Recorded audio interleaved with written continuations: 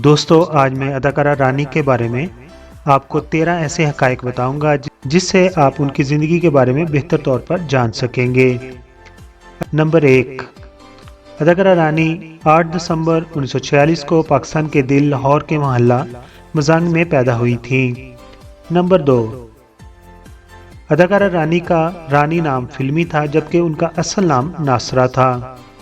Number 3, आपके वालिद का नाम मोहम्मद शफी था जो कि मशहूर ड्रामा निगार, आगा हशर और गुलकारा मुख्तार बेगम के ड्राइवर थे।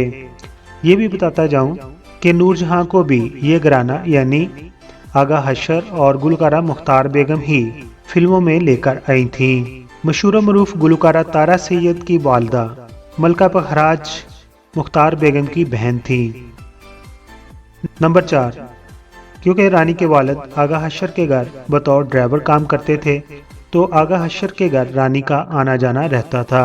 तार बेगम को रानी बहुत पसंद थी। वो बचपन से ही उन्हें अपने साथ रखती थी, बल्कि ये कहा जाए कि उन्होंने रानी को मुंह बोली बेटी बनाया हुआ था। और मुख्तार बेगम की ज़ाती ख्वाहिश थी कि वो उनकी तरह गुलकारा बने, जबकि रानी को अदाकारी और डांस से लगाव था। नंबर 5, अदाकारा रानी ने 1962 में बनने वाली फिल्म महबूब से अपने फनी करियर का आगाज किया था और इसी फिल्म में आपका नाम रानी रखा गया था, जबकि अदाकारा रानी की दूसरी फिल्म मौज मेला थी। इसके बाद भी रानी ने तकरीबन 7 फिल्मों में काम किया, मगर इन फिल्मों से उन्हें कोई ख़ास पहचान ना मिल सकी।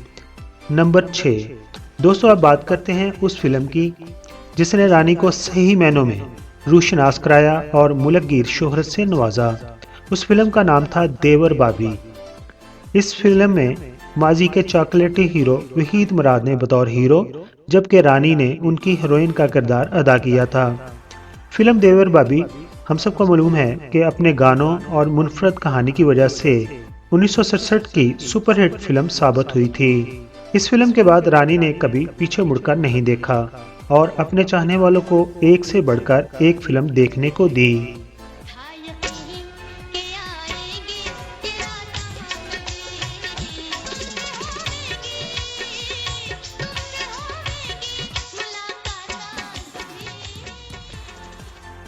नंबर 7, दोस्तों, अब बात करते हैं रानी की चंद मकबूल और महरूफ फिल्मों की जिनसे वो जानी पहचानी जाती हैं। उनमें शामिल है बहन बाई।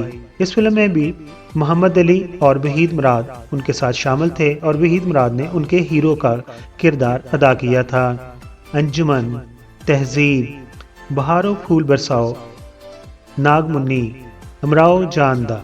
दोस्तों, फिल्म अमराओ जानदा रानी की जिंदगी की सबसे सुपरहिट फिल्म रही थी। इसके अलावा एक गना और सही के साथ साथ रानी ने चंद पंजाबी फिल्मों में भी काम किया जिनमें चंद मखना सरे फरिश्त है। ये कहना गलत नहीं होगा कि रानी के लिए वहीद मुराद बहुत लक्की साबित हुए थे और उनकी तमाम सुपरहिट फिल्में वहीद मुराद के साथ ही फिल्माई गई थीं। नंबर 8, रानी ने पहली शादी 1960 की दहाई के आखिर पर फिल्म डायरेक्टर हसन तारिक से की थी। नंबर 9, रानी ने दूसरी शादी 1970 में फिल्म प्रोड्यूसर जुवेद कमर से की थी, मगर जब रानी को कैंसर हो गया था तो उनके दूसरे शोहर जुवेद कमर ने उन्हें तलाक दे दी थी। नंबर 10, अदाकारा रानी कैंसर के इलाज के सिलसिला में जब लंदन में क्याम पजीर थी तो वहां पर उनकी मुलाकात पाकिस्तान के मशहूर और मरूफ माजी के क्रिकेटर सरफराज खान से हुई थी और बाद में ये मुलाकात रिलेशनशिप में तब्दील हो गई और फिर रानी ने क्रिकेटर सरफराज खान से तीसरी शादी कर ली।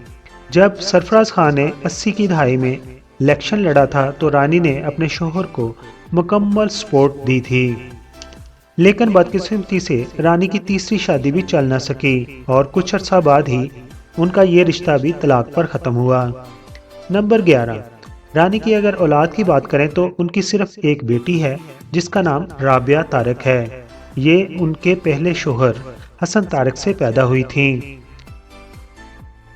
नंबर 12, रानी ने फिल्म मेरा घर मेरी जन्नत और फिल्म सोना चांदी में बेहतरीन अदाकारी पर 2 निगार अवार्ड हासिल किए थे।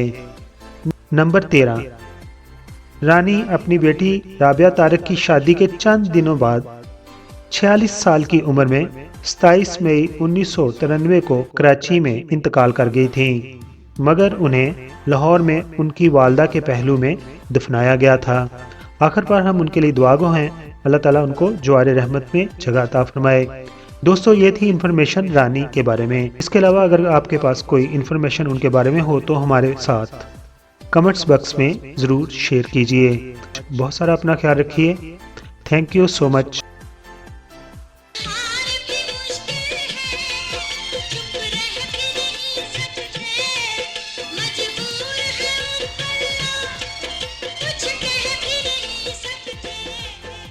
मेरी वीडियो देख ली है। अगर आपको ये वीडियो अच्छी लगी है तो मेरे चैनल को आप प्लीज़ सब्सक्राइब कर दें, क्योंकि YouTube की नई पॉलिसी के तहत मुझे 1000 सब्सक्राइबर की ज़रूरत है। आप तमाम दोस्तों का बहुत बहुत शुक्रिया।